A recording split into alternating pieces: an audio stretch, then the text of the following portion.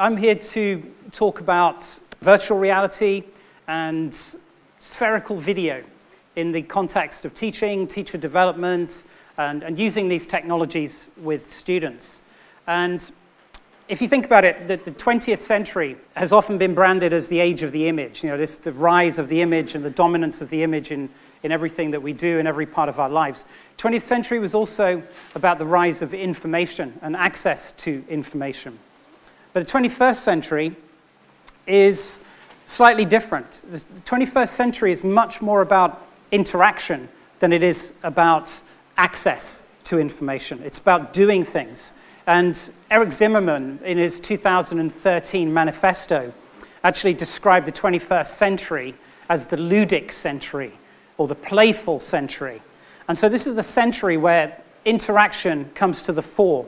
And we're not only expected to just consume passively the media that we're confronted with and consume information as we did when the internet first appeared in its read-only form, but to actually be able to synthesize, manipulate all of this information. And some of these things have now been branded as 21st century skills. But there are so many of them, it's just getting harder and harder to keep track of what these skills are. There's sort of digital literacy. What is digital literacy? Media literacy, being able to deconstruct the messages that we're receiving, and to be able to actually construct and create those messages as well. Information literacy, game literacy. There are so many new literacies that it's really hard to kind of keep up. So I thought I'd just start off with this image of an eye as a background there, keeping an eye on you, but also representing the fact that we're no longer just sort of passive receivers of information. The eye is always actively scanning and looking and interpreting. And that's really why I chose to talk about this subject, because I think virtual reality and spherical video are completely new ways of interacting with digital media. And what's really been important to me throughout my teaching career is that whenever there is some kind of access to a new technology, I want to not be locked into that box of being a passive consumer.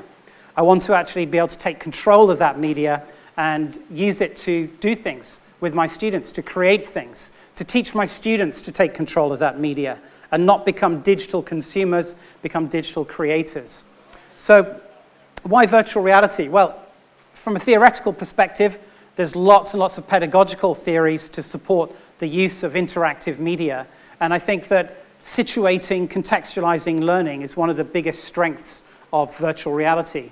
Embodied interaction, has been lots and lots of convergence in the fields of cognitive behavioral sciences and philosophy and education and neuroscience that really emphasizes the role of the body in how we interact with the world socially, physically, and how we learn, not just as a mental process, but as this process of engaging with the world around us. Virtual reality is immersive, so it enables you to control and shape and design those environments.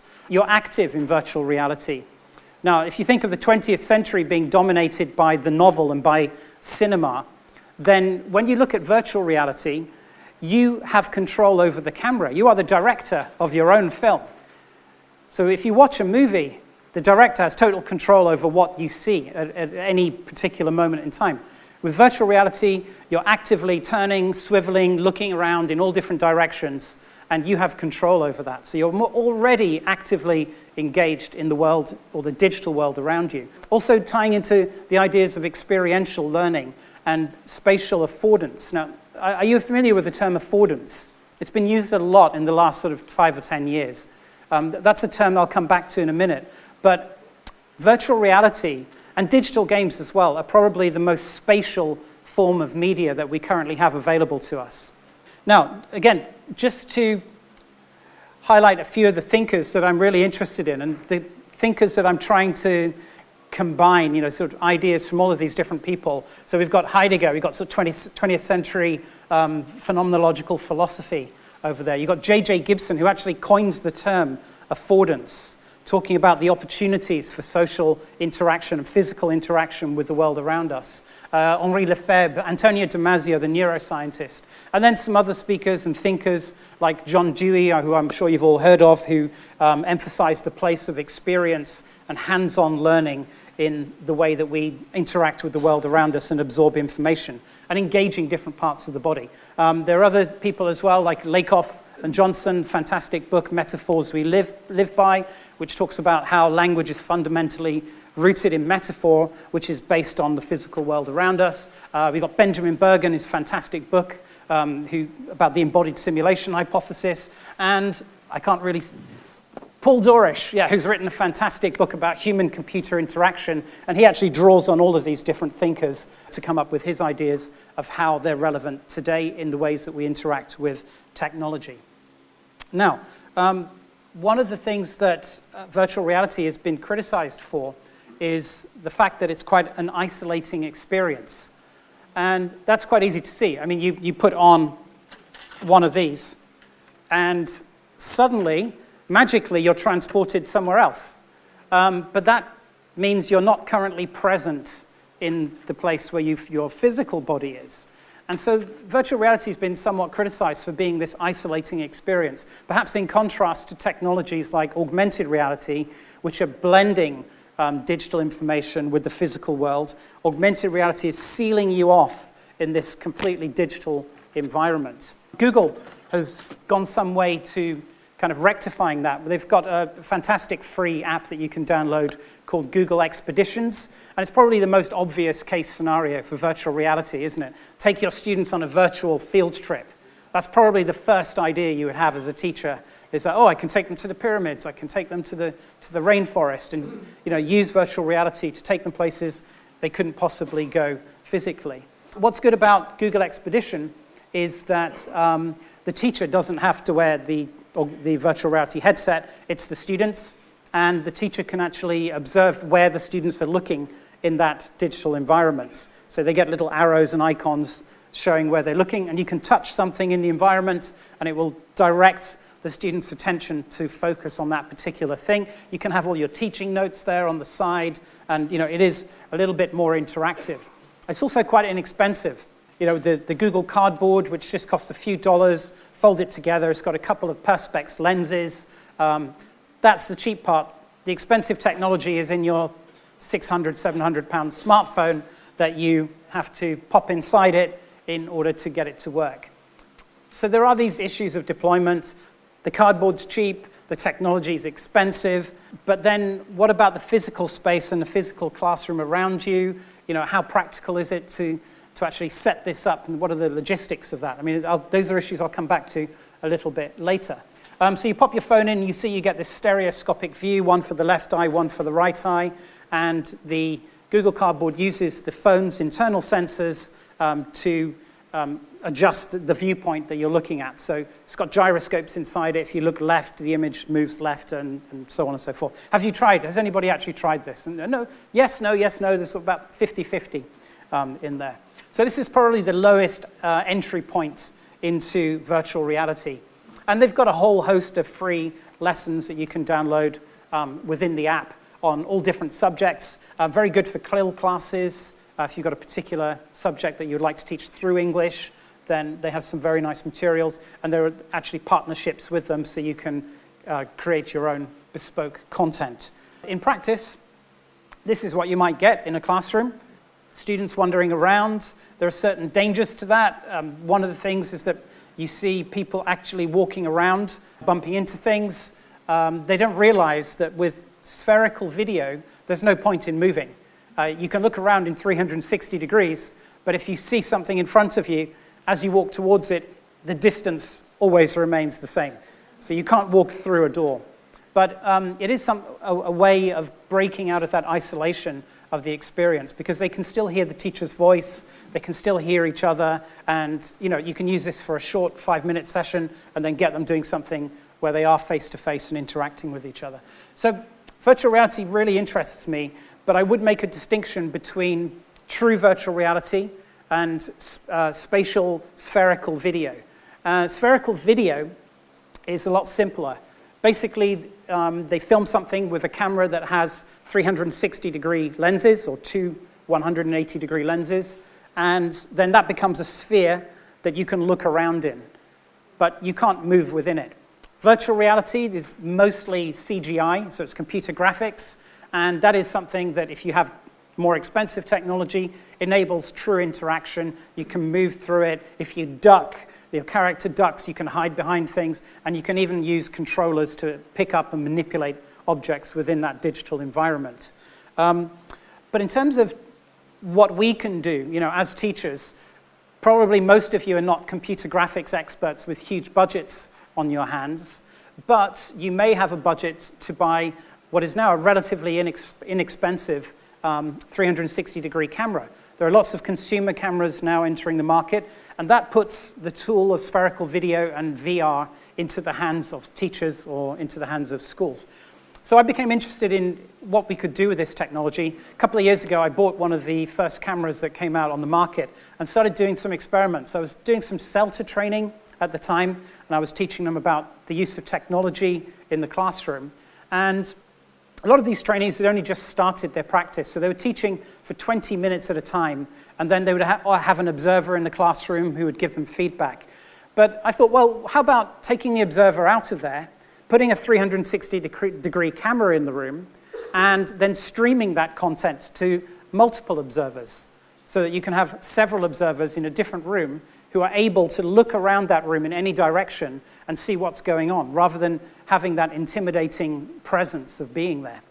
I also thought it'd be a good tool for reflection, for getting teachers to observe their own lessons. Now, filming lessons and filming your teaching is nothing new, but adding a 360-degree element to it is a completely different experience. If you're watching yourself teaching wearing a 360-degree headset, most of the teachers that volunteered for the project have described this outer-body experience of feeling, they know they're sitting there, but they can see themselves over there, and they look around and, who am I? What am I doing here?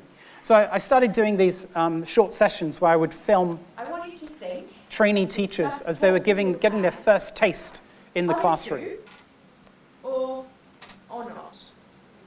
And as you can see, the 360-degree camera enables you to then revisit that space and have a look at it from all different angles to zoom in on different groups.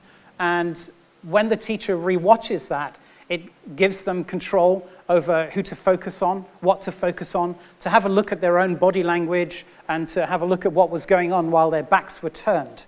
Now, I also recorded these in 360-degree audio so that when the teacher is watching their own lesson while wearing the headset, they can actually pick up on audio cues of students' discussions that are happening in different directions, and then use that to direct their attention to a key moment, or to a little conversation in which it was clear that something wasn't understood or there was a habitual error.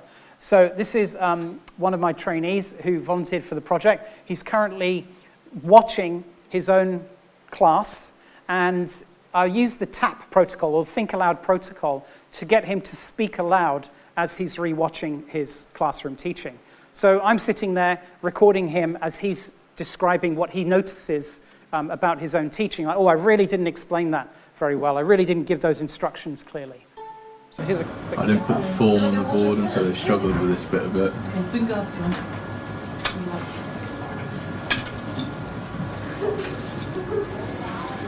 Do you have to help with my last two tasks now? Need a form. You mean now? So I think she means you are going to. Yeah, you're going to. They're talking, they're doing it Please. And the teachers that participated on this all reported, this awakening of like, oh my gosh, I didn't realize that I did this, and I didn't realize that what my students were doing while I had my back to them and I was writing on the wall. So it was a very, very interesting process for them, and it did promote a lot of self-reflection. And it was also very useful for the CELTA trainers to watch this with them using their own head-mounted display, and then give them feedback and draw their attention to particular aspects of the class. So that was just a basic experiment. Later I moved on from this a little bit, and I was teaching a tech course in Oxford, and I started wanting to add extra information to my spherical videos. So that as a trainer, for example, as the student was looking at their own teaching, I could put hotspots and point out information and highlight certain things that I would like them to pay attention to. So I started experimenting with this idea of embedding multimedia hotspots into 360-degree images, but also into live 360-degree video. So this was a tech course that I taught in Oxford, I think it was last summer, and there are different teachers doing different things. And then what I did as a kind of archive of some of the things they were doing was create these virtual reality hotspots that when they went back home, they could rewatch the video and they could, look at different pieces of information about what they were doing and how they were doing it.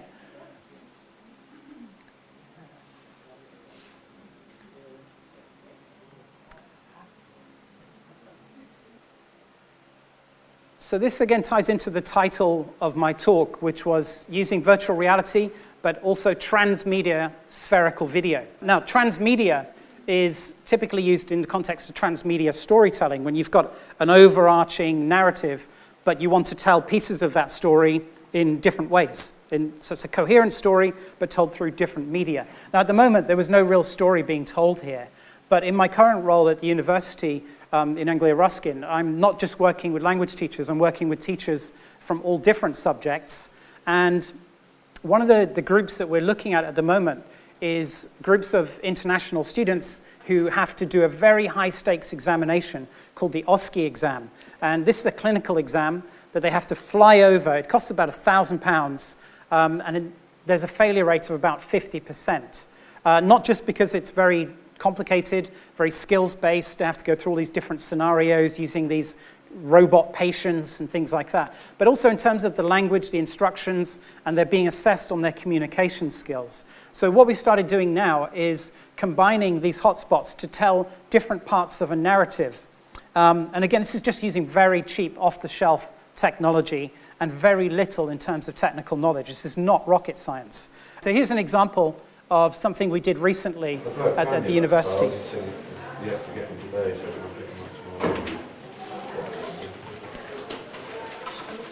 So what you can see here is a 360-degree image of one of our skills labs, which we have in the basement. They have all of these robot patients, and there are 2 nurses there managing the patient. And using our online platform, our blended learning platform, the students abroad can access this, and they can get a feeling of what it's like to actually be inside one of these skills labs, and they can look at all of the different hotspots, which give different pieces of information about that patient's care. It gives them their EKG, it tells them what their blood pressure is, their diet, it tells you what medication they're on, it gives you information about how to wash your hands, about how to interpret all kinds of information, even things about making sure you disinfect your hands. And then there's a hotspot there will take you to the next scene and the next room where they can continue that experiment and then look at a different patient. They can walk down the corridor, go into the next skills lab, and there's a different patient there. So they can actually use this as a way of preparing for their examination. So essentially what we have are these nested spaces where you've got this sort of spherical world, and then you have another spherical world inside that, and then you've got all of these interconnections that are made by different types of multimedia. So they're all telling the story, all telling information about that particular patient, but they're all connected. And they're not just connected within each other, within each sphere. They're connected to information coming from outside, to YouTube videos, to other kinds of training, to Google Docs. So it's a way of building a virtual space that has all of these different layers to it that can be used in all different flexible ways. And what you notice is it's a nonlinear way of presenting content. And this goes back to what I was saying at the beginning about us living now in an age of interactivity. Whereas novels and movies are linear media forms, we're now living in a world of non-linear interactive media forms that can be navigated by different students in different ways, at different speeds, which is fantastic in terms of opening up opportunities for differentiation with different levels of students. So what we've also done is embedded these. We're using Canvas. A lot of universities use Blackboard or Moodle, but that enables us to embed some of this 360-degree content in our blended learning courses and make it accessible to our 39,000 students that we have at Anglia Ruskin. And that then ties in with other learning content, quizzes, assessment, and that kind of thing. Now, virtual reality has become something that, probably back since the 90s, there's been a lot of research into the uses of virtual reality and the psychology of interacting in digital environments. But this research comes from just a couple of weeks ago. This is just a screenshot of a website, an Oxford study finding virtual reality can help severe paranoia. There are dozens and dozens of research-based studies that prove that virtual reality is fantastic for cognitive behavioral therapy, treating post-traumatic stress disorder, any kind of anxiety. I know Cambridge Assessment are using virtual reality or 360-degree video to help students prepare for exams and to reduce anxiety. So it's absolutely perfectly suited for this kind of way of introducing people into different environments in a way that's very safe, very protected, and very controlled. It's also being used in palliative care. So I'll just give you a quick example of this story. You may have seen this in the news. I think it was just last week. A cancer patient who, from Jerusalem.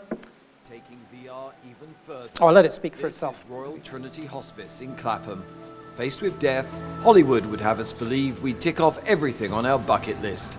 In reality, weakness often makes that impossible. I cannot walk now because of the cancer spreading. You know, you didn't think you were going to have cancer and die after a year. Yeah, I think it would take a bit longer. You all right, Susie? I'm fine, thank you. Hello, my love. I'm just curious. Oh. So this is virtual reality. Mm-hmm. So what we were hoping to do was be able to give you an experience. Mm-hmm. How does that sound? Mum has announced many times, you know, I'd like to go back, and she can't ever go. What are you thinking? What do you think of this guy? Nothing, he must be mad. Yeah. Susie is about to be taken back to Jerusalem, where she grew up. We're in Jerusalem, we can see the mosque as if you're there. How does that feel, Susie? Fantastic. That is fantastic, going on like that. Here at Trinity, we're always looking to try and improve patient care, and one of our values is innovation. And when we saw this, it was like, wow, this is innovation with a capital I. So we're looking to put together a research and a study. Next stop, Susie witnesses planet Earth in 3 minutes. Goodness gracious, all these high-rise buildings. Oh, we're in Venice now. That's lovely. Virtual reality. My word. Oh, there's a lion there. Goodness gracious. A huge lion, too. Can you touch it? Oh. We're already way beyond tomorrow's world, and in Tech City, they claim it's an adventure only just beginning. So when you start thinking about the materials that you typically find in course books, there's always a unit on space, there are always these units on culture and places around the world. And then the importance of doing things like encouraging empathy and promoting empathy with our students, a greater understanding of people's situations in different contexts around the world. And virtual reality is a very powerful tool for creating that kind of empathy. I know a lot of charities are using it now as well. But then things get a little bit complicated. You get things like mixed reality. And so mixed reality, virtual reality, augmented reality, we've got all of these different realities going on. And they're all sort of slightly different. Now, in terms of developing teacher materials, mixed reality is something that's extremely powerful because what you're doing there is using something like the Microsoft HoloLens to blend digital information with the physical world in a way in which they are not locked in behind their headsets. They can actually continue to see everybody in the room, everything in the class, as well as this digital overlay. I'll just give you a quick example. And to show us what they have been up to, please help me welcome on stage Professor Mark Griswold from Case Western Reserve University and our team member, Michelle. Hi, Mark. Hey, Alex. Hi, Michelle. Good morning. Now, Mark is part of a team from Case Western and the Cleveland Clinic. We invited them to use Windows Holographic to advance medical education beyond what is possible with today's state-of-the-art. Take it away. Thanks, Alex. Today we use a combination of cadavers and medical illustrations to teach students anatomy. This is a curriculum that hasn't drastically changed in over 100 years because there simply hasn't been another way. The mixed reality of the HoloLens has the potential to revolutionize this education by bringing 3D content into the real world. Now, one of the biggest challenges for students learning anatomy is understanding the body in 3 dimensions and how all the different systems fit together. Using holograms, we can easily separate and focus in on individual systems. For example, we can focus in on the femur, and students can immediately see some of the types of fractures they may one day encounter in the clinic. Now, I can leverage all of these new capabilities while maintaining the important connection with my students. When we're both wearing a HoloLens, I can see what they're looking at, what they're interacting with. I can assess their progress, and they can communicate with me and each other naturally. Remotely, so for a For blended example, I learning or can see if distance learning Michelle has course. a question in class, or whether Gwen has a question while learning remotely. So somebody calling in remotely with a question. Now, obviously, can also a feedback. cadaver doesn't move. This makes it difficult to see the way a living body actually works. HoloLens doesn't have this limitation. Systems can be animated to easily see how things function. Let's take a look at the center of the cardiovascular system, the heart. It's an amazing organ. In reality, it's about the size of your fist. With HoloLens, we can easily scale up the heart to let students see minute details. Okay, so that's the HoloLens. Now, this is a little bit hyperbolic because this is not something that is yet in the hands of teachers. And to develop this kind of high-quality content, you're going to be dependent on purchasing products from publishers and probably paying sort of subscriptions and things like that. But these things do trickle down, and within a few years' time, you know, the tools will be available to start producing your own content. There are already lots of game engines that you can download for free, like the Unity engine, and start playing around with creating your own 3D content. I recommend that all teachers try to sort of stay a little bit ahead of the curve and start playing around with some of the tools, anticipating what's coming next, and being able in a position where you can start to take control, or at least understand it a little bit better because you have some knowledge of the inside workings of it. Now, we're obviously not there yet. I can give you a quick example of a piece of experimental material. If I just jump out of my presentation for a second, I know it's dangerous to do this, but last year I had a try at creating something. I was using a course book, and we had this murder mystery thing going on, and it wasn't particularly interesting. So what I did is I got a 360-degree image of a room and then developed my own clues. So there's a whole backstory to this crime that's happened in this particular manor house. And what the students can do, either using a tablet, using their phones, or using a virtual reality headset, they can explore the room, they can choose which clues to look at in which order. There's some dirty footprints there. Could have been the gardener coming in. You've got a phone with some messages on there, which I'll turn that off now. You've got a safe, so you can put video in there. And as a teacher, this is a really fun thing to do, you know, because it's an exciting way of creating learning content that's non-linear. It's something that can be explored in different ways. And you can have different kinds of content that is accessible to learners of different levels. So if you've got within a particular level, you know, supposedly a B1, you've got quite a range of learners in there. You can put some audio material, some text in there. You can duplicate some of the material through different media forms. And you can kind of scaffold all of this information and then get students working together to discuss their solution to the crime. Now, this crime doesn't have a particular solution. They just have to present their case as if they were presenting in front of a jury, and whoever makes the best case with the most evidence would win the game. But that's just an example. And I created this in a morning. It literally took me about, I don't know, an hour and a half to put this together without any special technical knowledge whatsoever, just using off-the-shelf tools. All on an iPad as well, no special computers or software required. So if I jump back in, I'm going to just, with Microsoft HoloLens, now I don't work for Microsoft, I'm not trying to promote their product, but it is one of the most cutting-edge platforms in terms of mixed reality at the moment. And what that enables you to do, if you think about distance learning and students working remotely, I mean, there are lots of projects now to have remote teachers communicating via video conference. But using this technology, you can actually bring a teacher into a classroom so they appear as if they're there physically as a hologram. So his daughter there is at home, and she's being filmed using a special camera, and the HoloLens is projecting her in his field of view. and he can interact with her face-to-face as if she's actually physically present in his environment. The other one is called Tina, and I like it because it has different stuff. Well, that's so cool. So Lilia, can you climb up on this chair that's behind you?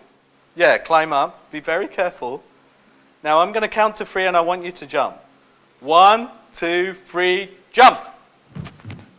That was so cool. Oh, let me get out of your way again.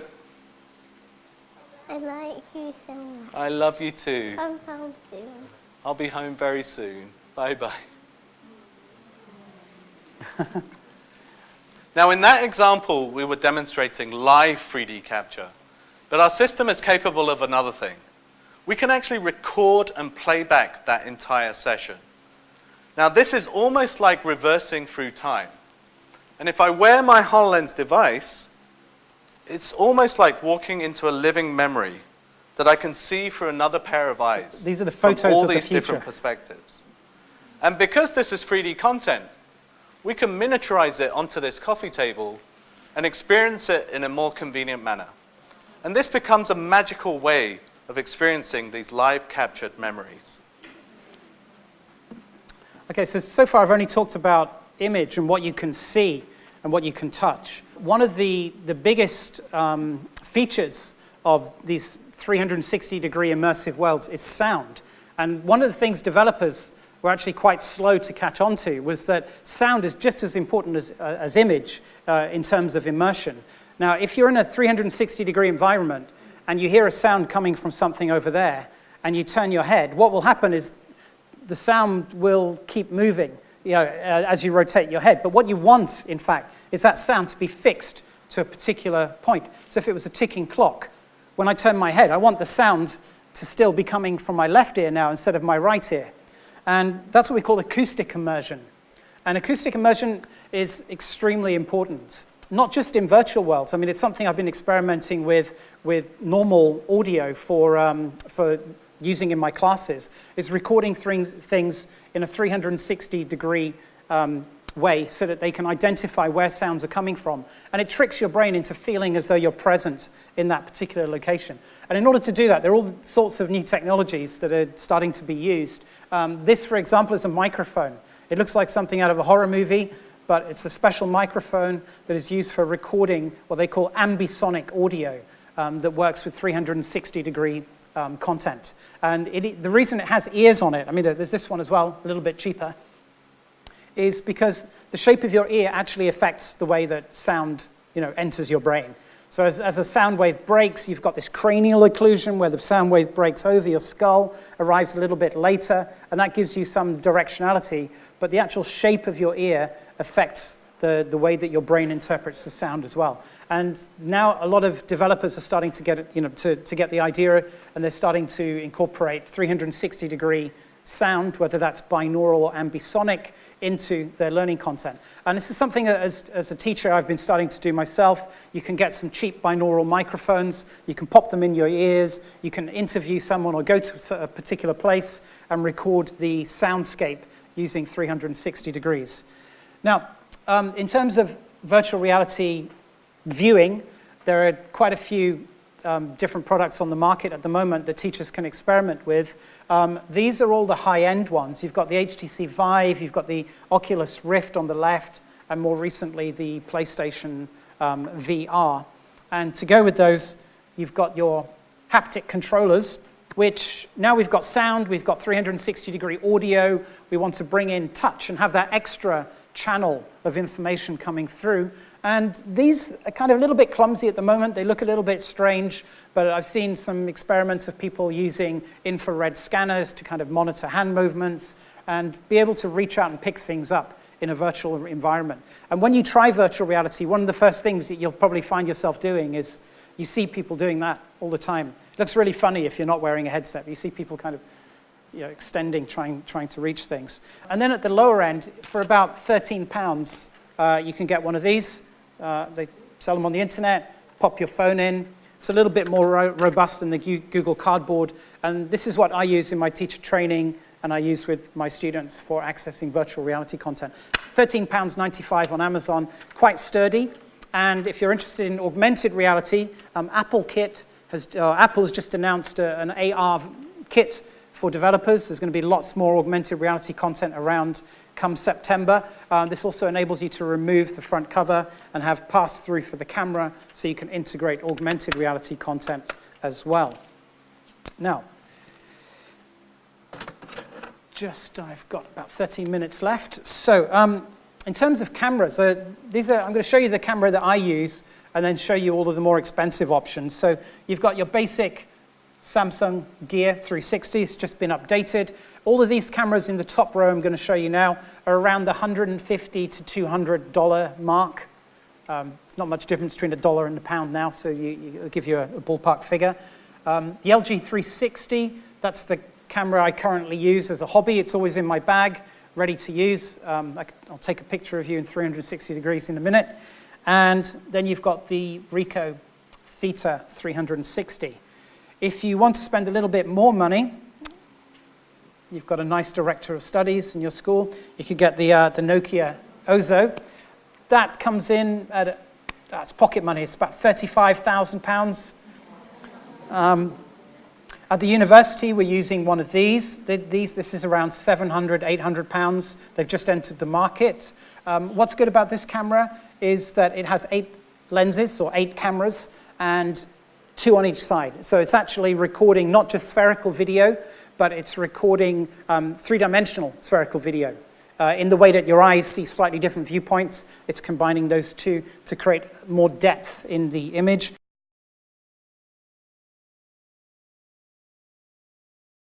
You can put them together in a rig, and there's some software from GoPro that you can use to knit those together. If not, you can buy one ready-made for about $4,000 or $5,000.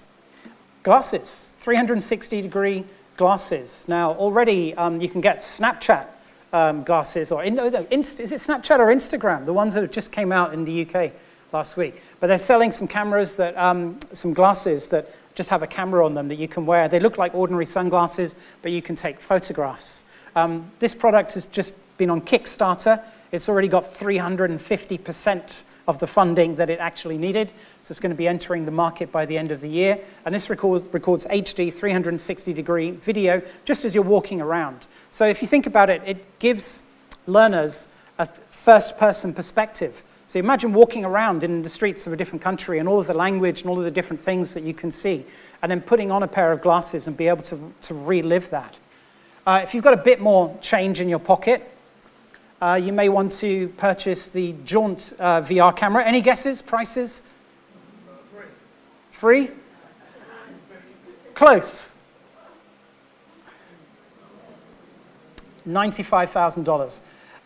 Yeah, but as I say, the quality is going up and the price is coming down. You can buy a 360-degree camera that plugs into your smartphone for less than $100 now. Now, in terms of apps, where to start, these are a few of my favorite virtual reality apps that I have installed on my phone. They give me access to all sorts of different content. Within, you've got Jaunt, New York Times VR, and at the bottom, Google Expeditions, with all sorts of 360-degree content that's really interesting as well. There's a fantastic video about the universe, if you're interested in science, called NEOS, the Universe, and that's a fantastic first experience into spherical video. Now, I'd like to finish, I've got just about 10 minutes, by getting you to just answer a few questions with the person sitting next to you or in a small group. These are questions that I've had to deal with, that I'm still dealing with in my use of virtual reality as a teacher and as a teacher trainer, and I'd be interested in hearing some of your views.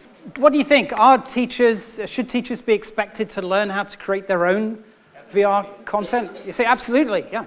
So an expectation, yeah. Maybe, does anyone disagree with that? I disagree. You disagree, so what's your opinion? I think when you teach in an institute, you're actually guided by the institute itself, the policies and the curriculums. In some countries, sometimes you don't really have the privilege to go beyond the prescribed curriculums of the institute. So sometimes it could work if the teacher has the freedom to do so. Right. But in certain countries, teachers actually have to follow a certain curriculums. So you're bringing this down to reality. It's like, yes, well, okay, we should be expected to, but in reality, yes, maybe... at certain conditions. In certain conditions. Because in some countries, teachers really have problem with time to create materials. And these kind of things really take time to create materials. So if you're not rewarded for it, if the institute doesn't give you time, so we go back to the same first question, which is going to be barriers, But it's an excellent if you. I think what I would say to that is, in terms of time, I mean, I've always spent a lot of time preparing lessons. Back when it was paper and glue and Pritt sticks and photocopies, and I would spend an inordinate amount of time preparing things. Sometimes just for a single lesson.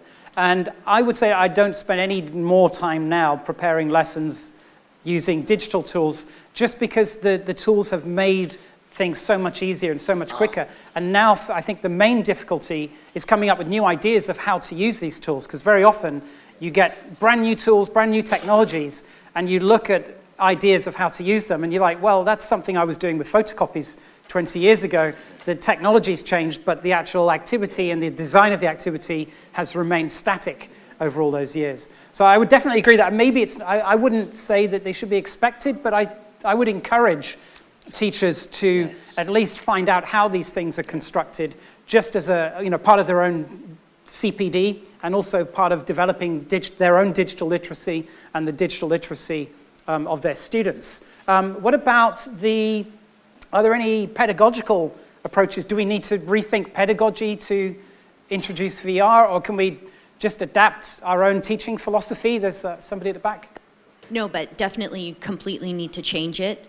Because it's student-directed and student-navigated, there are no set learning objectives or learning goals. So as a result, the teacher is more relegated to an observer and a guide. So the teacher would take that information of what the students are looking at and what they're interested in and how they're navigating and dictating their own education, and then respond accordingly, as opposed to presenting the information and having set learning goals by which to teach. Yeah, I would totally agree with that. I mean, you're no longer, this has been the case for years. I mean, it's not really a new pedagogical approach. I mean, this ties in perfectly with constructivism, communicative language teaching, connectivism, this idea of not being the sage on the stage, not delivering information. It's getting students to do things with that information, to produce something, to make, create, interpret, synthesize, all of those things. And then that changes our role as a teacher. So maybe the pedagogy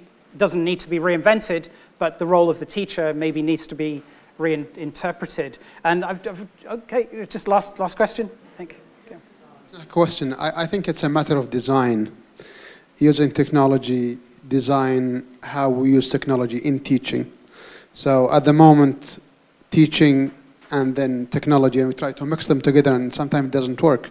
So for reasons because it's very structured, and because we have to follow schedules and assessments at the end of the year.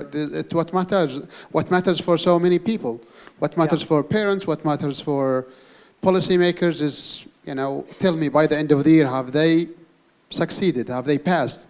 So I think what we need to do is the design itself. Right.